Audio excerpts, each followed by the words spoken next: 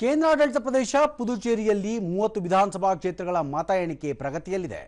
ಸರ್ಕಾರ ರಚನೆಗೆ 16 ಕ್ಷೇತ್ರಗಳ ಸ್ಪಷ್ಟ ಬಹುಮತದ ಗೆಲುವು ಅಗತ್ಯವಾಗಿದೆ. ಭಾರತೀಯ ಜನತಾ ಪಾರ್ಟಿ ಬಿಜೆಪಿ ಮೈತ್ರಿಕೂಟ 2 ಕ್ಷೇತ್ರಗಳಲ್ಲಿ ಮುನ್ನಡೆ ಸಾಧಿಸಿದ್ದರೆ ಕಾಂಗ್ರೆಸ್ ಪಕ್ಷ ಕೇವಲ 1 ಕ್ಷೇತ್ರದಲ್ಲಿ ಮುನ್ನಡೆ ಹೊಂದಿದೆ.